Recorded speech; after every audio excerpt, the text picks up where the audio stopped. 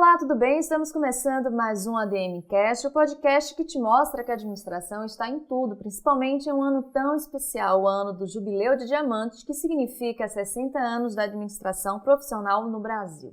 Bom, antes de trazer o meu convidado, de apresentar o nosso tema, eu gostaria de te convidar para você se inscrever no canal a serviço da administração, deixar seu like, seus comentários e também seguir as redes sociais do CRA São Paulo.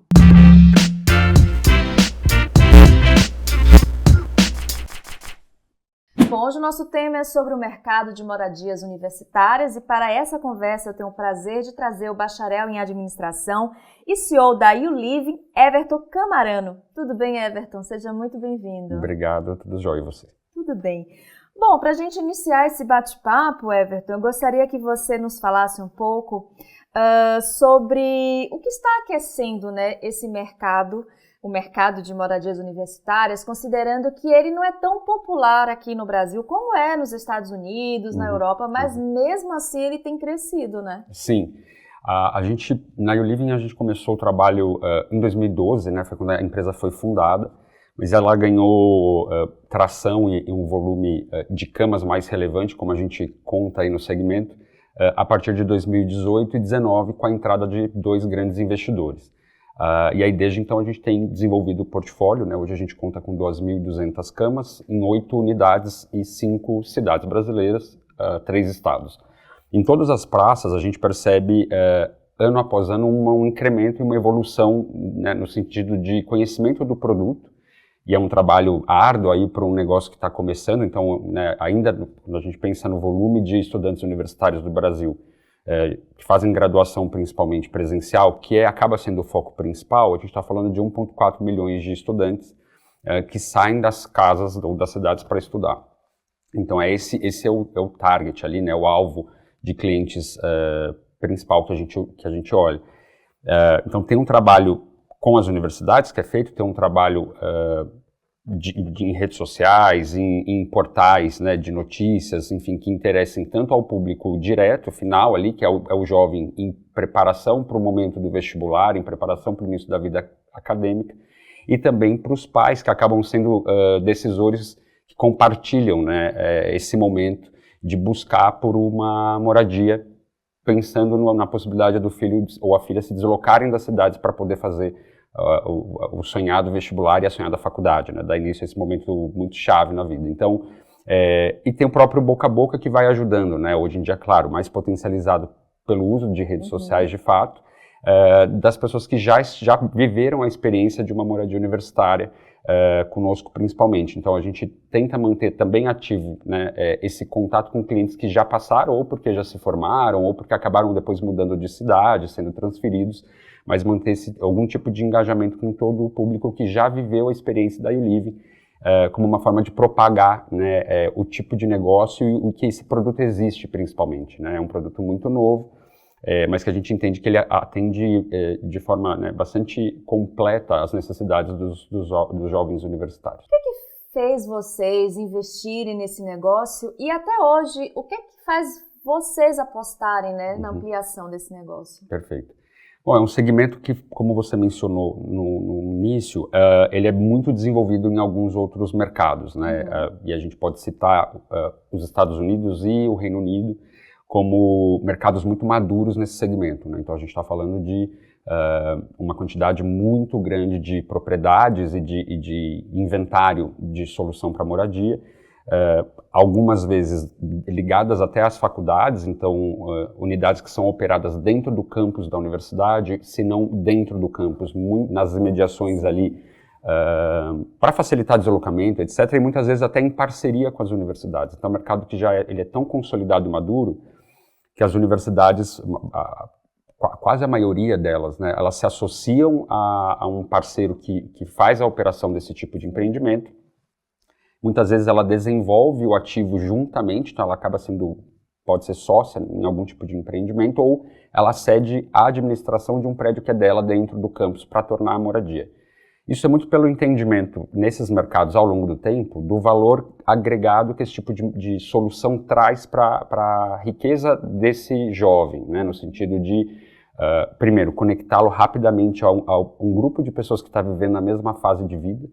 né? Facilitar a adaptação numa cidade nova, num cenário novo, e com isso evitar o crescimento da evasão acadêmica, por exemplo, que em algumas cidades pode ser um problema maior em função do que a cidade oferece, da qualidade das acomodações que são oferecidas nessas cidades e da facilidade ou dificuldade de fazer uma locação, né?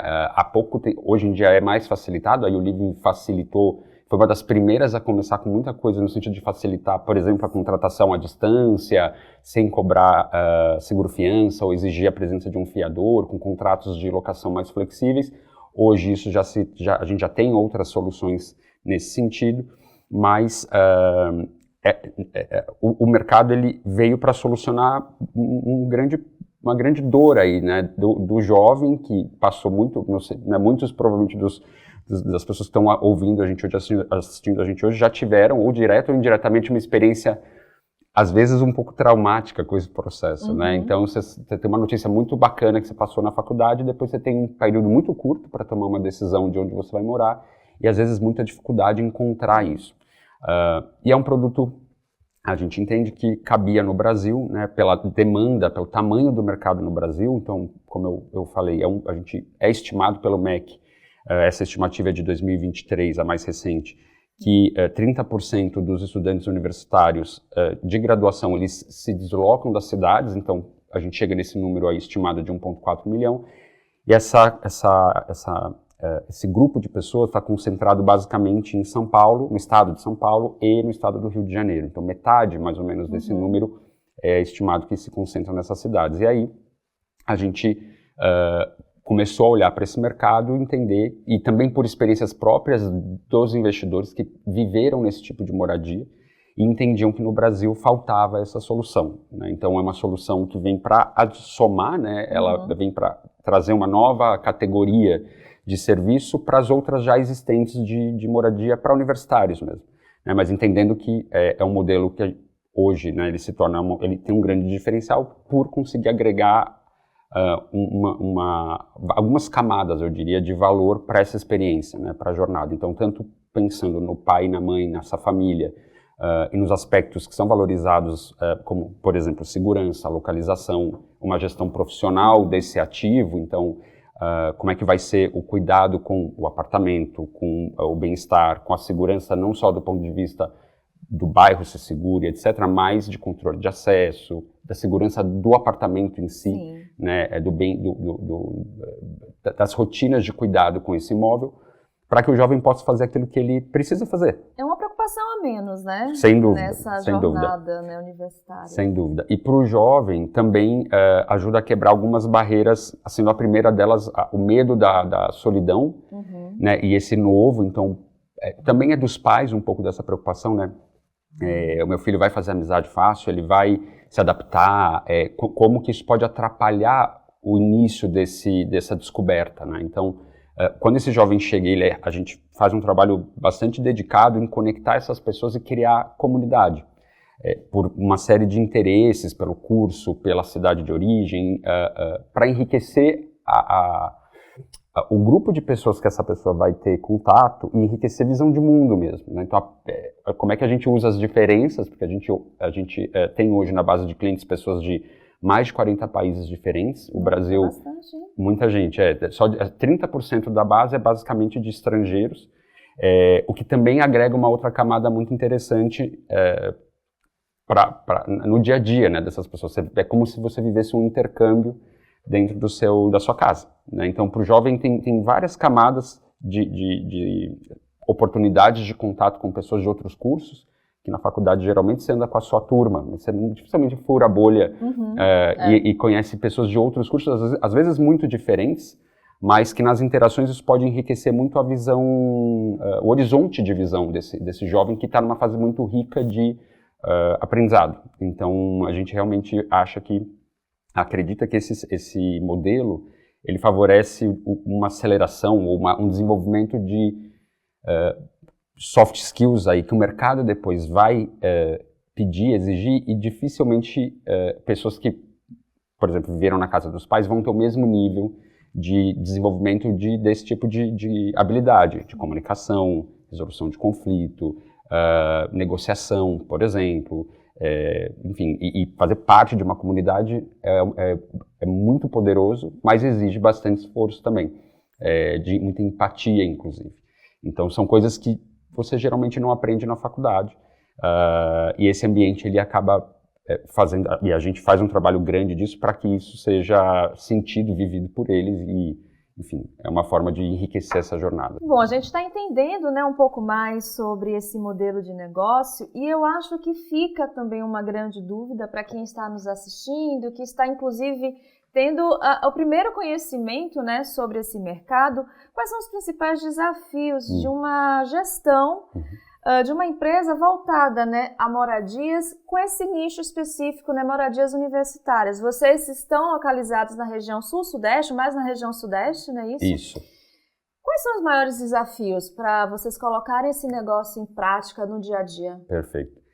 O primeiro desafio é, na fase de desenvolvimento, encontrar as localizações ideais, né? O segmento ele se move em torno, né, de regiões que têm que ser ou muito próximas de um grupo de universidades, às vezes de uma universidade, por exemplo, âncora, como a gente geralmente chama, ou seja, aquela que vai gerar a maior demanda imediata e pela conveniência, né, vai fazer sentido para aquele grupo de pessoas. E quando a gente não encontra, ou se é uma região que tem um grupo de universidades, então não é só uma, como é que a gente triangula aí, né, esses interesses para achar um ponto que possa servir de interesse, de facilidade de locomoção para essas pessoas, seja a pé ou de transporte público, e aí geralmente a gente sempre pensa, no caso de São Paulo, principalmente na conveniência, se não é a pé, de metrô, né? E aí então, essa é uma tarefa árdua, aí eu diria, porque, e aí a gente fez, né, ao longo do tempo, o desenvolvimento de duas formas, justamente em busca dessas localizações ideais. A gente fez um desenvolvimento e a gente ainda faz por retrofit, então cidades como São Paulo têm menos terrenos disponíveis nas regiões onde a gente buscou, né, se estabelecer. Então a gente fez um trabalho importante também de recuperação desse imóvel e gerou algum impacto positivo na imediação, né? Porque você traz uma demanda de consumidores, enfim, uma frequência diferente para aquela região. E a gente também, ao longo do tempo, também fez alguns desenvolvimentos do zero, onde a gente comprou um terreno e construiu o prédio do zero. Independente esse acho que é o primeiro desafio. O segundo desafio é como fazer o melhor aproveitamento de áreas, porque existe um programa para quando a gente pensa nesse tipo de negócio, né? É muito mais do que um prédio com apartamentos para as pessoas morarem, é como a gente projeta esse espaço para impulsionar que a vida vai acontecer fora daquele apartamento. Né? É para além da sua porta que você vai ter você vai passar a maior parte do seu tempo, seja nas áreas de estudos, de coworking, de lazer, por exemplo, e aí são diferente dos prédios tradicionais que geralmente quando você ou mora em um ou visita pessoas que moram em algum, as áreas comuns geralmente são bem vazias. É muito comum você passar e não ver muita atividade acontecendo num prédio, certo? No nosso caso é totalmente o oposto. Então isso muda a forma como a gente olha para esse metro quadrado e pensa qual é o tipo de iluminação, de mobília, qual é o programa de fato que a gente quer ali, né? O tipo de ambiente que a gente quer causar, que tipo de atividade a gente quer que ocorra. São rodas de conversa? Então, que imobiliário eu tenho que ter? É estudos, mas é estudo coletivo ou estudo individual? Que imobiliário eu preciso ter? Eu preciso ter sala fechada, sala aberta? Enfim, então tem uma série de coisas que a gente pensa para fazer esse aproveitamento ao máximo e também os apartamentos, para que eles sejam confortáveis e funcionais. Para esse jovem que vai passar ali boa parte do tempo dele também de descanso. Então é uma coisa que a gente também se preocupa muito com essa qualidade do descanso em si, que é tão importante para memória, para disposição no dia seguinte. Então esse programa é o segundo desafio, eu diria, para acomodar esses espaços e fazer um programa que a gente fique satisfeito. A gente é bem exigente com esse, porque para a gente isso é fundamental, né? Então, e o terceiro é a gestão no sentido de formação de mão de obra, porque não é um mercado que você tenha pessoas prontas necessariamente. Como ele é muito novo e a gente tem uma equipe multifuncional e que ela vem majoritariamente do mercado hoteleiro, quando a gente pensa em operações. Então foi da onde eu vim do mercado hoteleiro, por exemplo, de anos em hotelaria, e acabei também identificando dentro do que eu tinha de conhecimento do hotel, quais seriam as possibilidades de pessoas terem interesse nesse tipo de negócio, mas que tivessem o viés da hospitalidade muito forte. Entendi. Então, o atendimento ao cliente, né, a prestação de serviço e o acolhimento do ponto de vista do cuidado, da preparação, do zelo, da rotina, né, e da antecipação, isso é muito característico no negócio hoteleiro. E é alguma coisa que, quando eu participei migrei de segmento, eu entendi que era muito necessário para que a gente pudesse, de fato, criar o diferencial e criar valor agregado através desse serviço. Então, a interação das equipes com os residentes, os moradores, ela é muito diferente de uma prestação de serviço, por exemplo, de um condomínio tradicional. Não é só alugar o imóvel, não é só disponibilizar, né? Não. Tem todo um... Tem relacionamento. Tem relacionamento. Então, a gente tem a média de idade, por exemplo, dos nossos residentes é de 22 anos. E isso pode mudar bastante até dependendo da localização. Depende se é uma faculdade particular, que gera maior volume, ou se é pública, vai ter uma pequena diferença de idade. Mas, em geral, são pessoas muito jovens, né? E a grande maioria vem do interior, ou do estado de São Paulo, ou do Rio de Janeiro. Esse é o principal grupo de pessoas, né? Então, se é São Paulo o destino, ou Rio de Janeiro também, são cidades que não são fáceis de você se adaptar, né? Elas são caóticas em algum senso. Então, a equipe faz um trabalho importante de acompanhar e de fato conhecer e se preocupar com manter um relacionamento próximo com esse grupo de moradores. Então, tem uma série de protocolos, de atividades que a gente faz para garantir que a gente conhece. Quando um cliente assina um contrato conosco, a partir desse momento a gente já também começa um processo que a gente chama de onboarding, né, que seria aí uma pré-chegada dessa pessoa, em que a gente já começa a fazer contato. A gente se apresenta, manda algumas informações para fazer uma espécie de um aquecimento, digamos assim, né? Mas para a gente isso é um elemento muito chave, que essa pessoa se sinta parte, né, de um grupo de pessoas, porque é uma experiência compartilhada, né? O nosso serviço ele é compartilhado, não é um serviço, claro, ele é individual, as alocações são individuais, mas o produto é um produto compartilhado, né? Misto, mas boa parte compartilhada. Então, à medida que você está conectado a um grupo de pessoas, que aquilo faz sentido, gera valor, você interage de uma forma muito mais positiva, você vai cuidar dos ambientes, né, zelar por esse espaço, vai ter um nível de engajamento muito diferente. Inclusive para ajudar a gente a melhorar e criar novas facilidades, né? Como é um negócio ainda muito novo, a gente faz muita questão de sentar com os moradores. Uma vez por mês, o gerente da unidade senta com esse grupo de pessoas para escutar o que a gente pode fazer para tornar o espaço mais interessante, que eles curtam mais o espaço. Faz reunião de condomínio? A gente chama de reunião de comunidade. Ela é diferente porque a relação é diferente também, mas o princípio, elas são muito mais agradáveis do que as tradicionais reuniões de condomínio. Mas o princípio é justamente um ritual que gera esse senso de comunidade mesmo, porque é onde a gente consegue trocar, inclusive falando, por exemplo, de pontos que precisam melhorar também do ponto de vista do usuário, né? Aliás, do nosso ponto de vista, mas para com o usuário. Sim. Por exemplo, a gente tem, dentro do programa de espaços comuns, uma área que é muito, muito utilizada. Em algumas unidades é o coração da unidade, assim, é a cozinha compartilhada. 24 horas, a maioria dos serviços são 24 horas, os espaços ficam disponíveis. E a cozinha é sempre um desafio, porque você tem hábitos diferentes, né? Então, como eu te falei, tem pessoas de mais de 40 países, você vai ter pessoas que cozinham de uma forma e pessoas que cozinham de outra forma.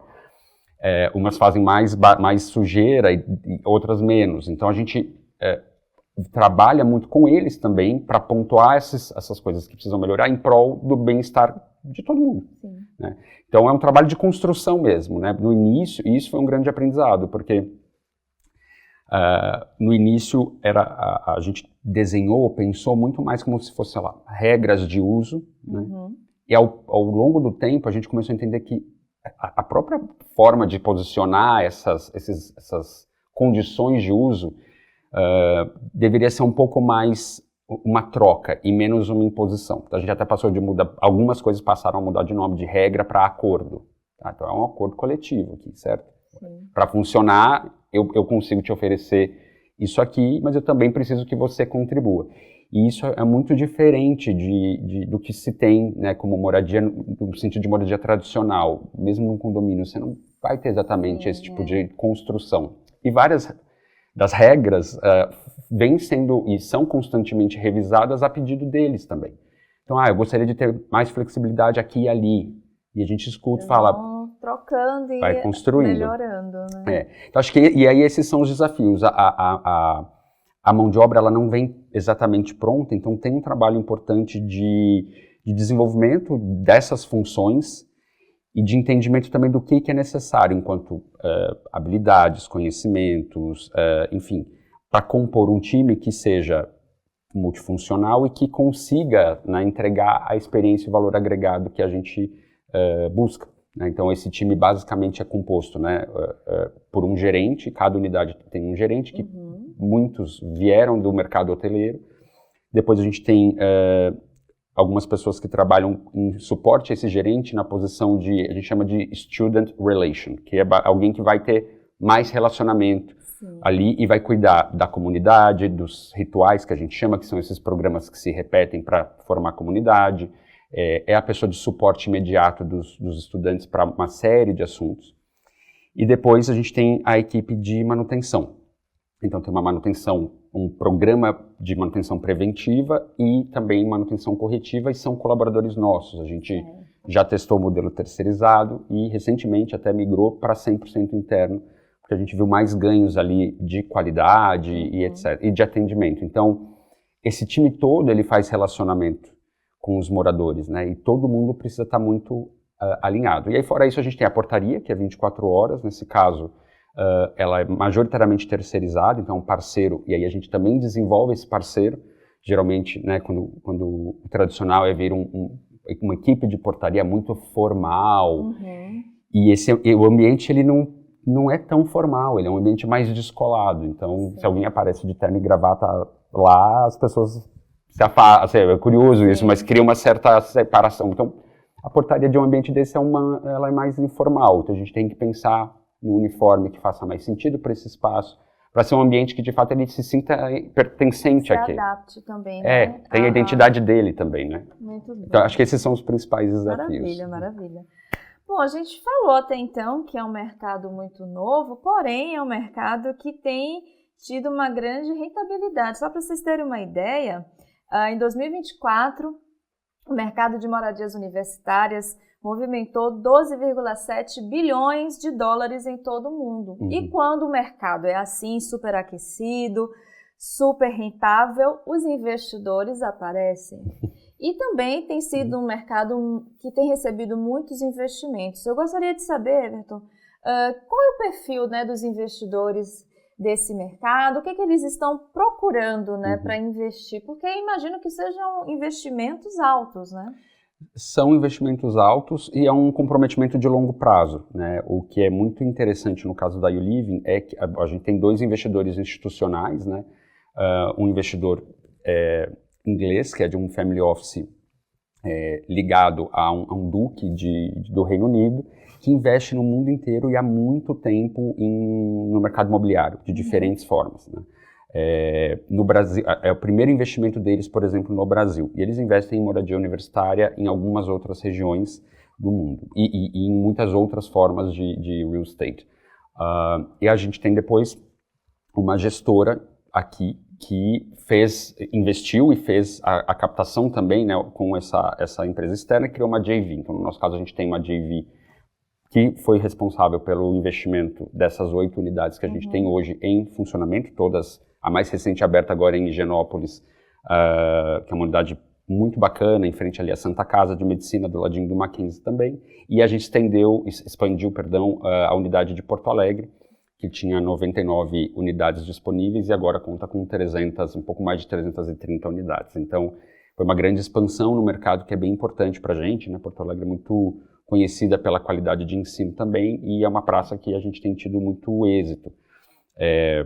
Enfim, então o investidor nesse segmento geralmente é um investidor institucional, e ele busca o segmento pela estabilidade desse segmento, né, a resiliência desse segmento para enfrentar crises, inclusive. Né? Então a gente já tinha, por exemplo, a gente passou pela a grande crise foi a do Covid, né, que parou, né, interrompeu as aulas presenciais e mudou muito a dinâmica, pelo menos nos 2 anos, né, de 20, 21 e 22, houve muita incerteza. E mesmo assim, o segmento ele se provou bastante resiliente. As unidades, geralmente, elas passaram de 100% de ocupação para 70% de ocupação ao longo dos meses ali de pandemia. Então, elas conseguiram manter. E foi curioso, a minha vivência nesse período foi interessante porque a gente passou, primeiro, muita incerteza, né? O primeiro movimento que aconteceu foi dos estrangeiros que precisaram voltar, porque as fronteiras começaram a se fechar, então esse movimento aconteceu. Mas os brasileiros, foi muito interessante, porque o primeiro movimento foi de retorno à casa dos pais, mas mantendo os aluguéis. E um pouco depois desse movimento, eles começaram a retornar para os apartamentos, né, para a moradia conosco. Poucos cancelaram o contrato, alguns a gente fez algum tipo de congelamento, porque também as notícias saíam a cada... não tinha como se planejar, né? Não, era muito difícil criar uma estratégia, porque a toda semana você tinha que revisar e as coisas mudavam. Então, foi interessante porque a gente viu essas pessoas voltando. Então, e aí, aquele ambiente era um ambiente controlado. Então, a gente fazia medição de temperatura, a gente disponibilizava álcool gel, a gente criou toda uma situação para uso das áreas comuns de forma segura. No início fechou as áreas, depois foi abrindo aos poucos, mas o movimento interessante das pessoas voltarem é porque elas já tinham criado uma identidade, ou já tinham começado a criar essa identidade, né, e ter acesso à liberdade que é tão necessária nessa fase de vida. E estar com pessoas que estão passando pela mesma fase de vida que você faz muita diferença. Sim, então, você já começa a criar vínculos importantes e a qualidade da troca que você vai ter para viver esse período também durante a crise se mostrou relevante para essas pessoas. Então, poucas pessoas, de fato, retornaram de forma definitiva para a casa dos seus pais. A maioria passou por aqui e foi uma grande prova, porque a gente já, na tese, esse era um elemento já conhecido desse tipo de empreendimento, pensando que, mesmo numa crise, por exemplo, financeira de uma família, educação dos filhos geralmente é uma das poucas, das últimas coisas que os pais vão cortar, por exemplo.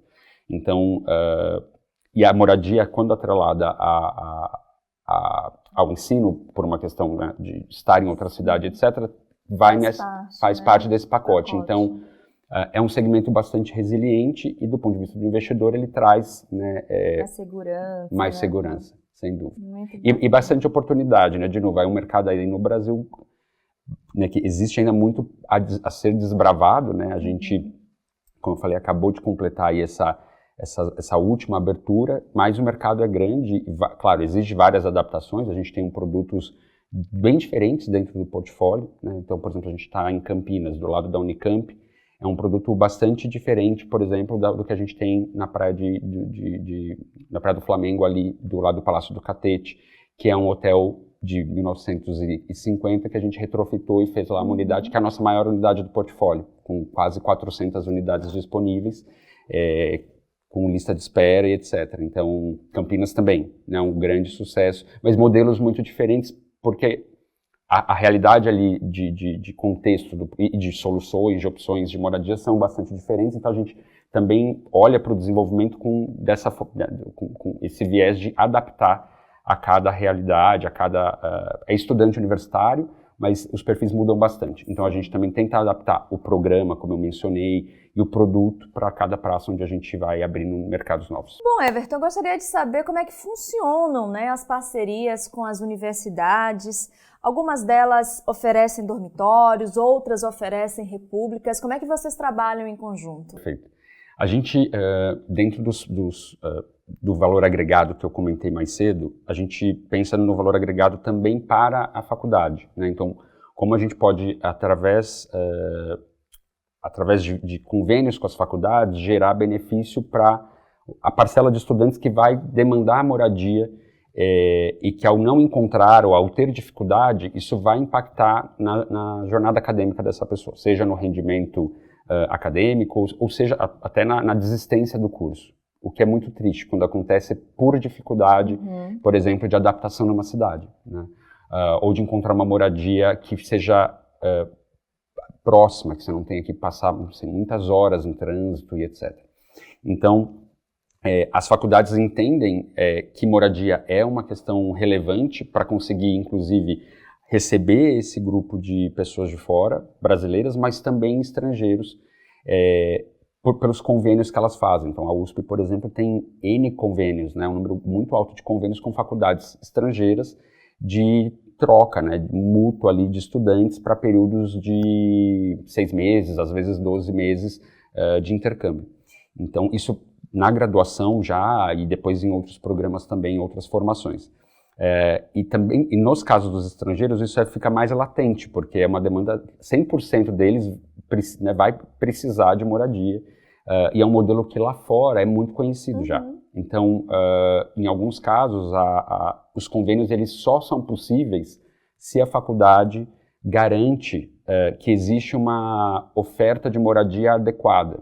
Então, às vezes um modelo de república pode não, por não ser conhecido lá fora, né? Pode não atender a necessidade da faculdade desse outro país para estabelecer um convênio. Então, existe essa questão, né, importante que valida esse convênio, e existe um volume muito grande de pessoas que precisam de moradia, né? A gente consegue atender, nesse sentido, a gente se dedica a um tipo de produto que vai atender uma parcela desses estudantes, e a gente entende, nesse caso, é uma parcela que não vai conflitar, por exemplo, com as soluções de moradia que, por exemplo, a USP, Unicamp e muitas instituições estaduais ou federais têm os seus dormitórios e administram de forma direta, geralmente, mas a gente faz os convênios para gerar essa facilidade. Então, a gente concede alguns benefícios para o processo contratual de pessoas vinculadas a essas instituições,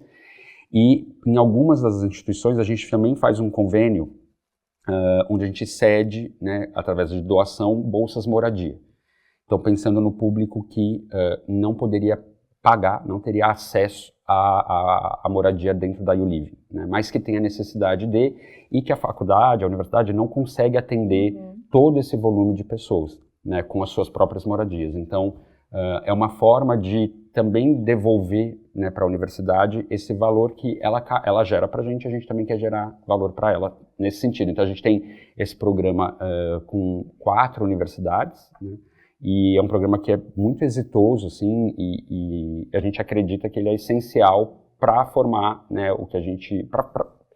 para imprimir a marca que a gente quer imprimir, tanto para quem mora e faz parte disso e recebe, né, convive com todo tipo de pessoa, porque a gente acha que a diversidade de perfis ela enriquece muito a experiência de moradia e a experiência como cidadão, inclusive, né? Então a gente falou dos estrangeiros, mas a gente está falando também de toda essa gama de pessoas que vêm de vários lugares do país e de pessoas que não poderiam ter acesso e têm acesso através desse convênio. Então, uma parceria é um tipo de modelo de parceria que a gente gosta muito, né? E tem mais espaço ainda. Às vezes o caminho é mais longo para conseguir estabelecer isso, e as instituições, né, são bem criteriosas em escolher esse tipo em definir um parceiro, e acho que é essencial que elas façam isso, mas tem muito valor agregado para a universidade e também para os jovens que podem, né, viver essa experiência, e eles só têm acesso à Bolsa Moradia por uma série de critérios. Critérios esses que vão, por exemplo, dizem respeito ao rendimento acadêmico, a frequência, né, e eu falo rendimento de notas mesmo. Então, a questão dos programas federais de acesso a universidades também conta nesse processo? Também conta. Essa é a porta de entrada, né? Essa é a porta de entrada. Na verdade, a seleção dos alunos é feita pela universidade, eles têm total liberdade de indicar para a gente quem são as pessoas que passaram nesse processo, geralmente através de editais, e dentro do edital está ali estão ali as condições, né, para acesso, para avaliação do perfil e direcionamento para alguma unidade nossa. Então tem sido uma experiência muito bacana, assim, de ver também como isso transforma a jornada dessas pessoas, né, de todas elas, as pessoas que participam desse programa e o cliente regular que se encontra numa situação muito diferente, né, a gente escuta muitas histórias interessantes de pessoas, às vezes, muito tímidas, e que depois os pais vêm falar com a gente, nossa, eu tô tão feliz de ver como o ambiente, né, mudou, meu filho ou minha filha é uma pessoa mais expansiva hoje, consegue se expressar de uma forma melhor, ou enfim, se conecta com mais facilidade, né, com as pessoas. E eu acho que no final é muito sobre isso mesmo, esse meio do caminho, né, é uma ruptura, né, quando você sai da casa dos pais, você abandona a sua família nuclear ali, tudo que você sabia, aprendia, entendia de mundo, e começa uma jornada individual de colocar aquilo à prova, ou entender o que daquilo é seu ou era da sua família, e criar sua própria identidade. Quando você rompe para um apartamento, sei lá, tradicional, essa experiência lá é muito solitária, geralmente, até que você refaça essa base de pessoas, de amigos. Então a gente fica num meio do caminho que eu acho muito interessante e que gera muita facilidade para as pessoas, inclusive, se mudarem. O processo é muito rápido. Em 4 dias, 3 dias, você consegue fazer a alocação e se mudar. Tudo está mobiliado, você traz só sua roupa, cama, banho e pequenos utensílios, mas, por exemplo, a cozinha é toda equipada, a cozinha central, né, essa 24 horas que eu comentei. Então é muito fácil se mudar. Isso deveria proporcionar, né, proporciona uma facilidade para ambos, né, ambos públicos ali que estão nessa jornada. Como a gente falou, né, é uma etapa que como é que eu posso dizer, pulada no bom sentido, né, de se preocupar com locação, com mobília, enfim, você vai estar focado ali na sua jornada acadêmica, né. Bom, Everton, eu achei muito interessante você falar agora sobre esse programa que vocês têm de inclusão, né, de pessoas nessas moradias, pessoas que provavelmente não teriam condições de fazer parte se não fossem esses projetos, porque a gente sabe que a questão de moradia no Brasil é muito... é um dilema, sempre foi um dilema e sempre será um dilema, principalmente para a gestão pública, né? E aí a gente está falando de uma era que se pensa muito na inclusão, na diversidade, e é uma realidade, como eu falei, para poucas pessoas, né? O acesso a moradias nesse padrão, né? Moradias voltadas para o público universitário. Além desse projeto, né, que eu já percebi que é a metade da resposta dessa minha pergunta, quais são as outras formas que vocês atuam para preservar essa inclusão social, para fazer desse negócio também um negócio de impacto social? Legal. A primeira coisa assim, muito importante para a gente é que diversidade, no sentido mais amplo da palavra possível, né, ela é parte do nosso DNA. Não tem como, né, a gente não pensar em diversidade olhando para o extrato de moradores que a gente tem, né, dos locais de origem principalmente, né, que são muito diversos. Enfim, o que cada um aporta ali de vivência também é muito rico. E os perfis são, né, e é uma fase de vida, de novo, de descoberta. Então, as pessoas estão cada vez mais atentas a esse espaço que respeita as diferenças, que promove as diferenças e que gera valor a partir disso, né? Eu acho que esse é o ponto que para a gente é o principal. O que a gente tem de práticas, né, nesse sentido para fomentar isso? Então existe um comitê de diversidade corporativo que chama Somos. Então ele existe para impactar todos os clientes que a gente tem e também, e até principalmente, eu diria, o grupo de colaboradores, porque o nosso entendimento é que se a gente não fomenta isso internamente e não valoriza isso internamente, dificilmente eu vou conseguir de forma, né, não vou ter consistência nessa entrega e na valorização da diversidade ou na empatia para com o diferente dentro da prestação de serviço. Então o comitê tem uma série de encontros, ele é multifuncional também, né? A gente tem pessoas de diferentes cargos e áreas da empresa, justamente para poder ter uma visão bem compartilhada, e ele atua em várias frentes, né, para enriquecer de forma ativa o grupo de pessoas que trabalham. Então, como é que a gente enriquece e tem mais pessoas pretas e pardas, de gerações diferentes, como é que a gente promove a liderança feminina, por exemplo, que ainda enfrenta uma série de barreiras, né? Infelizmente. Então, esse é um compromisso do comitê, e aí dentro das unidades a gente tem uma agenda e um programa com os gerentes também, envolvendo, né, datas importantes ao longo do ano, de celebração, de aprendizado, né? Então existe, acho que a gente olha para isso também muito sob esse viés do aprendizado. Eu acho que essa é uma vantagem de estar nessa indústria que é ligada, a gente está totalmente ligado ao universo da educação. Então a gente não assume que todo mundo chega pronto ou aberto para essa discussão, para essa pauta. Então a gente entende que é um processo educativo mesmo, né? E que a gente promove de várias formas, bate-papos, encontros, trocas, enfim, para poder, idealmente, tornar o ambiente mais aberto para esse aprendizado. Porque às vezes, da forma que em algumas situações a gente vê, né, algumas pautas sendo colocadas, elas podem criar mais barreira do que ponte e conexão. Sim. E é totalmente o oposto que a gente quer. Depois a gente tem um outro projeto que a gente se orgulha muito, que ele acontece hoje na unidade do Rio de Janeiro. Então, esse projeto nasceu em conjunto, né, entre a Flávia, que é uma das cofundadoras do Instituto JNG, e do nosso fundador, o Juliano.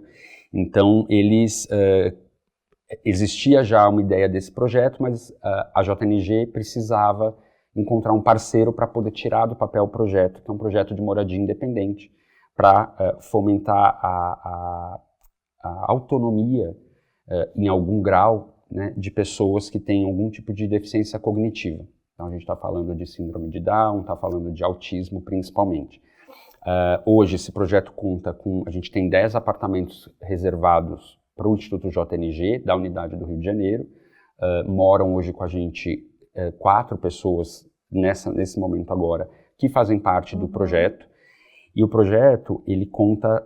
é um projeto super estruturado, que usa uma metodologia testada, estudada fora, foi trazido para cá, e ele desenvolve, ele mapeia quais são qual é o nível de autonomia, né, e o potencial também de desenvolvimento de autonomia dos diferentes perfis, porque você tem uma série de nuances ali. Sim. Com relação ao grau de autonomia que cada pessoa pode ter, mas ele basicamente prova que todo mundo pode ter a sua autonomia, a sua independência, com graus diferentes de suporte. Mas não impede que essa pessoa tenha autonomia para viver e se desenvolver como um adulto.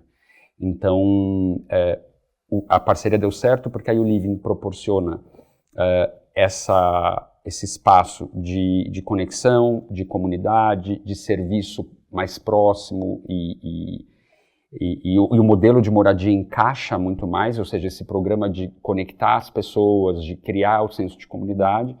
E a JNG também entendeu que seria o parceiro para conseguir, por exemplo, eles têm uma base com um profissional sempre à disposição dos moradores que fazem parte do projeto, justamente para atender esses diferentes níveis de suporte, e que eles são gradativos, né, ao passo que o projeto inicia e depois há um desenvolvimento muito relevante dessas pessoas. Por isso mesmo, alguns já viveram a experiência e passaram por esse processo, e depois chegaram a um nível de autonomia que já poderiam optar e quiseram optar por uma moradia tradicional própria, por exemplo, né?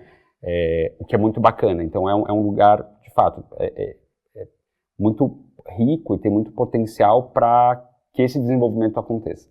Então essa é uma parceria que tem um viés social muito relevante. Ele ainda é um modelo único no Brasil.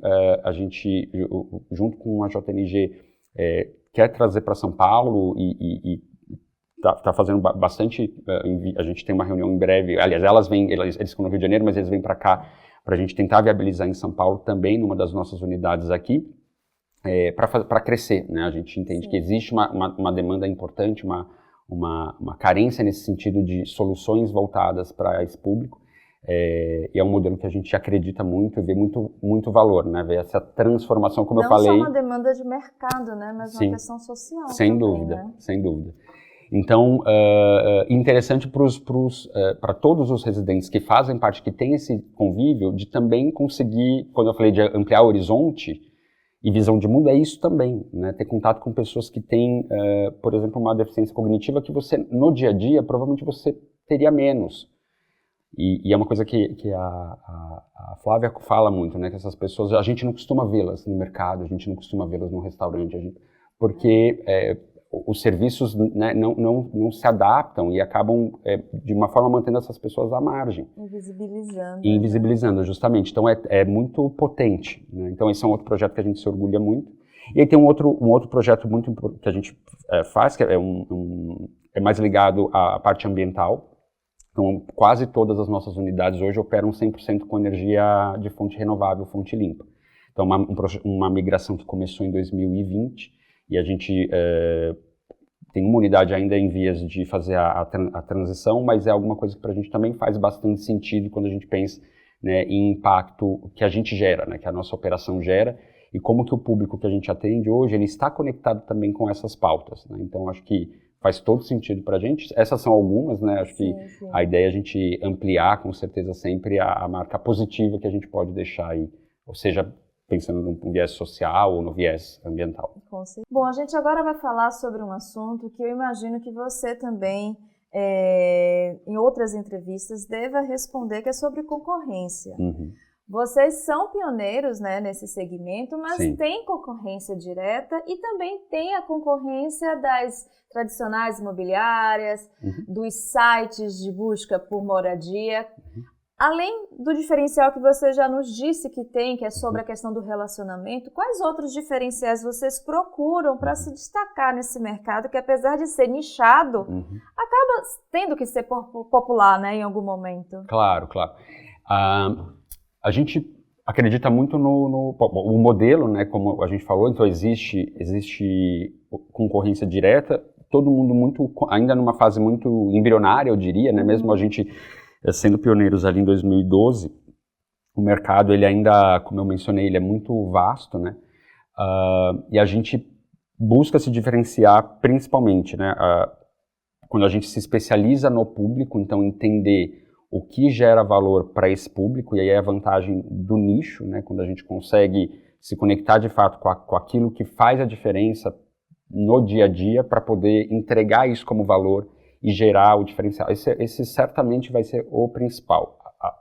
As pessoas que estão ligadas ao trabalho em si, né, as nossas equipes, elas são é a forma como que a gente consegue fazer isso na prática, e depois a gente está falando de, por exemplo, em algumas cidades, São Paulo é uma cidade com uma concorrência um pouco diferente das demais.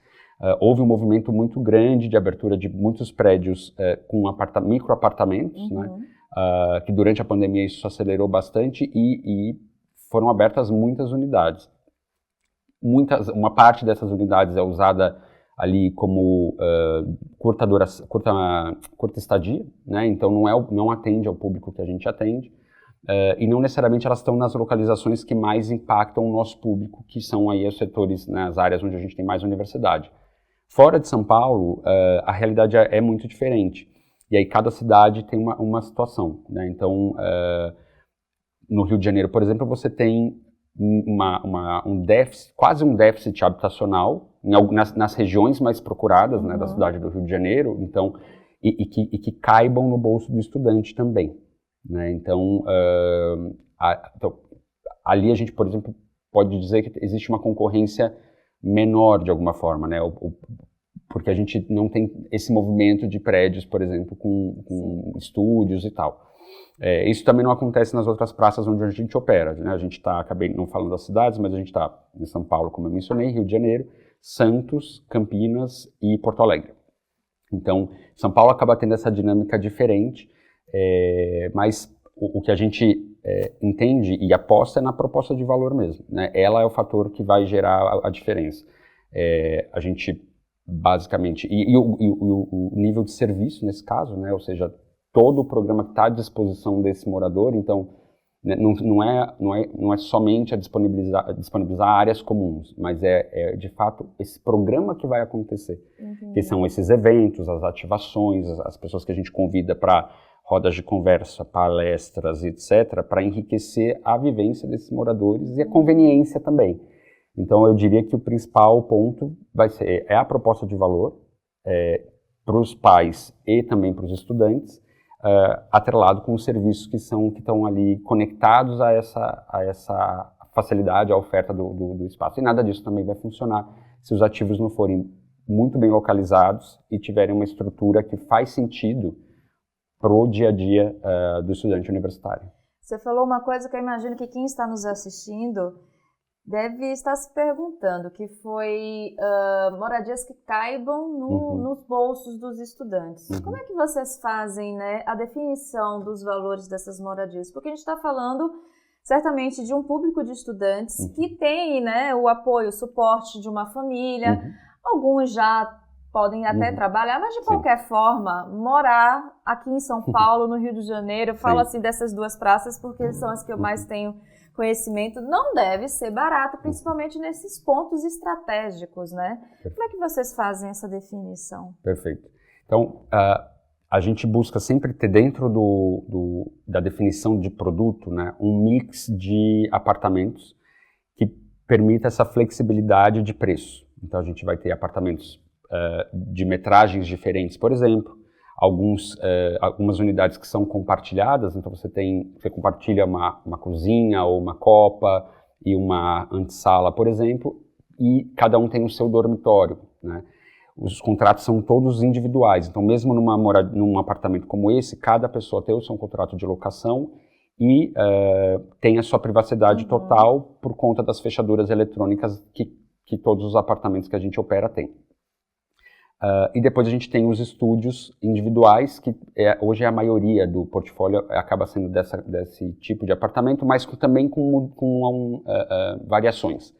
A gente tem alguns, por exemplo, que não tem estrutura de cozinha dentro do apartamento e você tem uma cozinha menor no andar, que é compartilhada. Para além daquela cozinha central que eu comentei, que é 24 horas e que a gente equipa. Então os utensílios são nossos, os equipamentos são nossos, etc.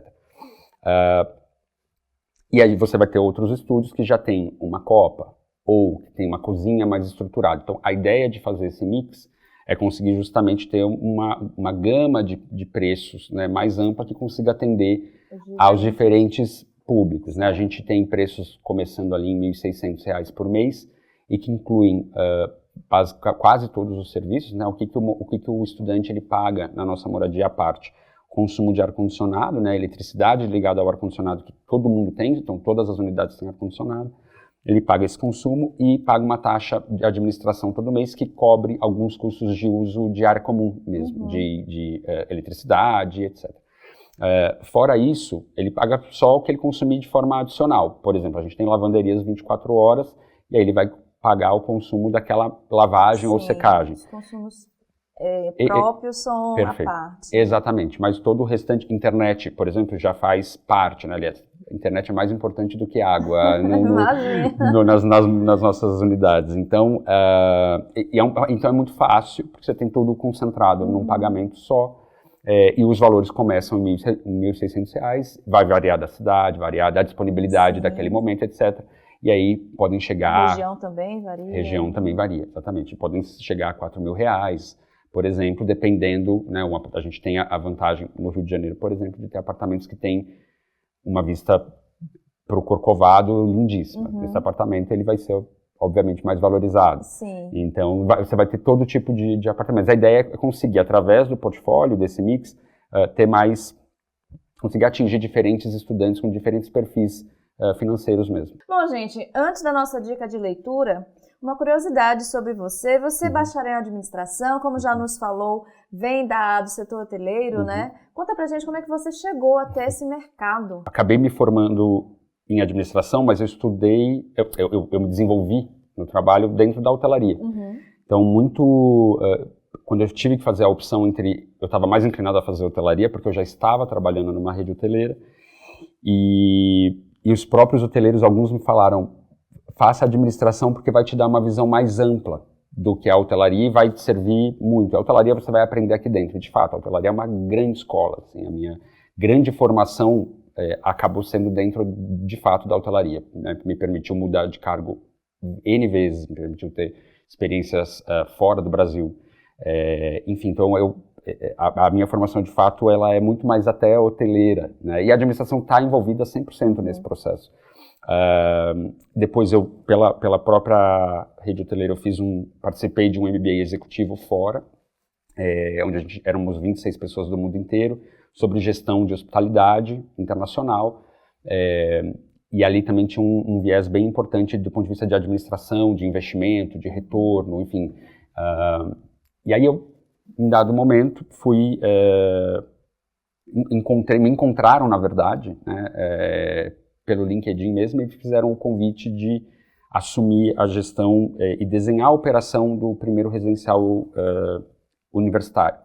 Então, foi uma experiência muito... E aí foi onde eu resolvi migrar de segmento. Eu já tinha trabalhado 12 anos na hotelaria, era a minha única escola, e na mesma empresa, inclusive, apesar das mudanças todas. E eu achei que poderia ser muito, muito interessante para conseguir aplicar e sentir de forma direta o impacto, né, do know-how que eu tinha adquirido, da minha visão de como uma prestação de serviço nisso poderia ter sido. Decidi migrar, fui aprender sobre residencial estudantil fora. Então eu estudei, li bastante coisa. Depois tive a oportunidade de ir para os Estados Unidos para uma empresa que era parceira naquele momento para conseguir me alimentar um pouco de como o segmento funciona, né, quais são as alavancas mais interessantes. E depois um aprendizado constante. Aí nada mais rico do que o negócio te ensinando no dia a dia. Então acho que o principal tem sido a abertura para aprender, testar, errar, melhorar, reaprender e etc. Então a gente acha que está o tempo inteiro se questionando, né, e avaliando o que a gente pode fazer de diferente e como a gente pode gerar mais valor para todo mundo que está envolvido no processo. Colaborador, investidor, cliente, com certeza, e comunidade.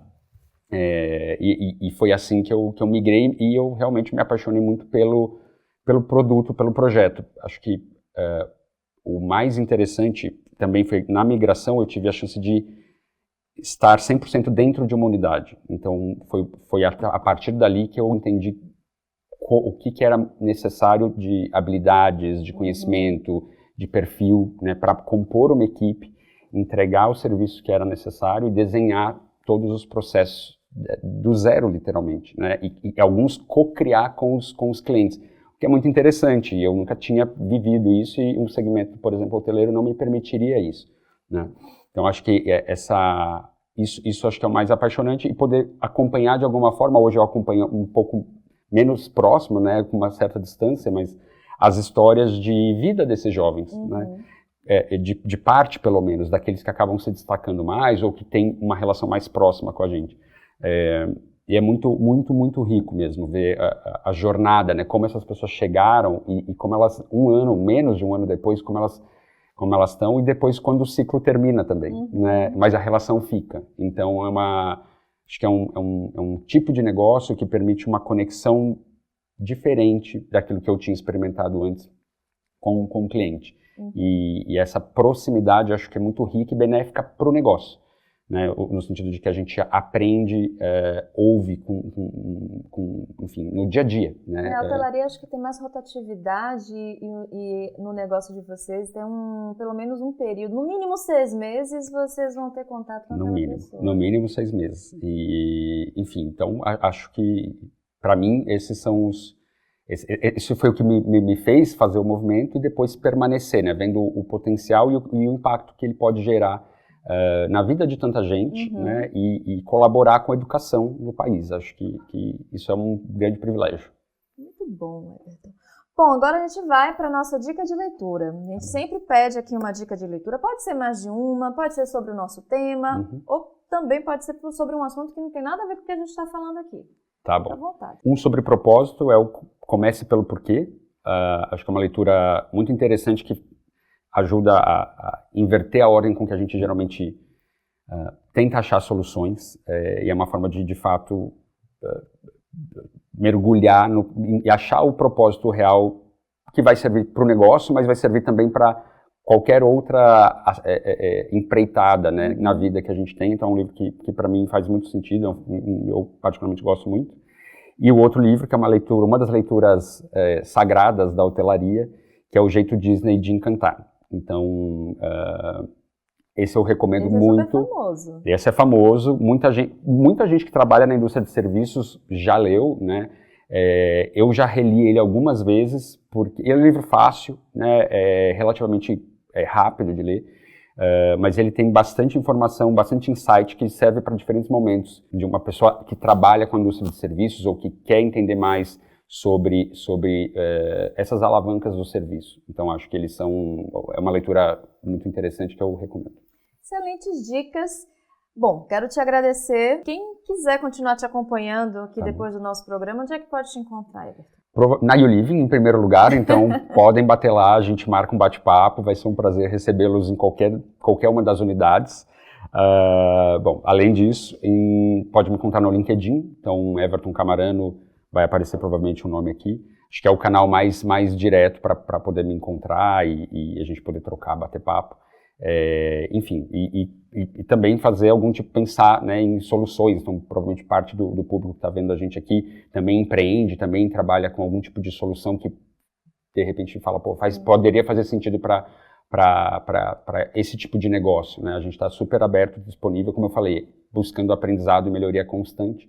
Então, conexões são sempre bem-vindas. Muito bom, mais uma vez, muito obrigada. Obrigado a vocês. E muito obrigada a você também que ficou conosco em mais uma edição do ADM Cash. Espero que você tenha gostado. Não esqueça de escrever nos comentários o que você achou sobre esse programa, também sugerir novos temas, novos convidados. Lembre que você pode, além de nos assistir no canal A Serviço da Administração no YouTube, também nos ouvir no Spotify. Então segue a gente lá e não esqueça de seguir as redes sociais do CRA São Paulo. Eu sou Maria Rita Werneck e espero você no próximo ADM Cast. Tchau, tchau!